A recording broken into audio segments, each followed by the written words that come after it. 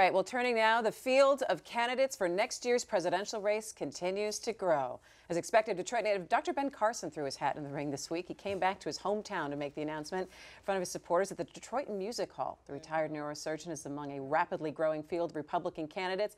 Others who announced this week, former Arkansas Governor Mike Huckabee, former Hewlett-Packard CEO Carly Fiorina, and everyone is still waiting to see if Governor Rick Snyder will in fact enter the race. News broke last night. Politico reported that no, he was not going to enter the race, but his people denied and said he has not made a decision yet. He's in New York. He's going to be ringing the bell on the stock exchange floor tomorrow on Friday. He should have heard the bell that rang Tuesday in Michigan. He's got no business out here trotting all over the country, allegedly telling Michigan's story while he flirts with a presidential run. This is a big stinking deal, these roads. This is the equivalent of a natural disaster in this state. We're not going to attract jobs and investment.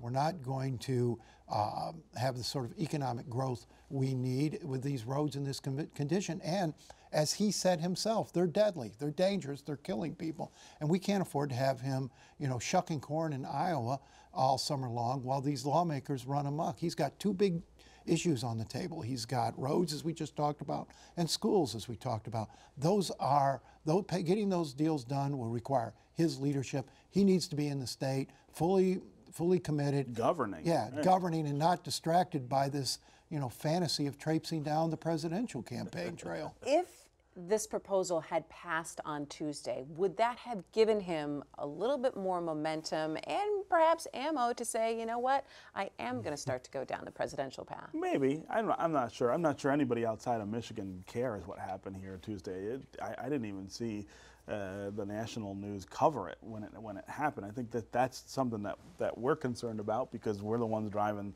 the lousy roads. I mean, I continue to believe that he would be he would introduce an interesting dynamic in this field. He is a more sensible and common sense driven politician than most of the other candidates who you've seen get in on the Republican side, and he might help them move the conversation back to reality because it is headed off a cliff that's gonna get them a real whooping next year at the hands of Hillary Clinton if they're not careful. If she survives her own scandals. Clintons have survived that stuff for 30 years. She's going to survive. 35 years.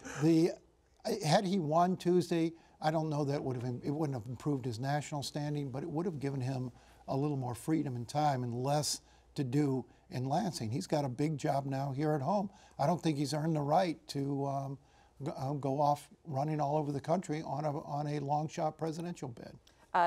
Other candidates that jumped in the field this week, Mike Huckabee, Carly Fiorina, and Ben Carson making the announcement right here in Detroit. Yeah, there's a high quotient of crazy jumping into the race on that side. I mean, these are people with ideas that have no popular support outside a very narrow slice of the Republican Party. And if they, you get these folks on a stage come fall, talking all this crazy stuff with Jeb Bush, who is not in that camp, but he will have to play that game, and that is really, really dangerous for the party. Same old song we've heard every year. Yeah, well, all right, same old song. And he got beat twice with that strategy. And you look at the last 3 elections on the Republican side, the last 3 candidates, all of them were fairly moderate candidates. But they were damaged after by all this yak.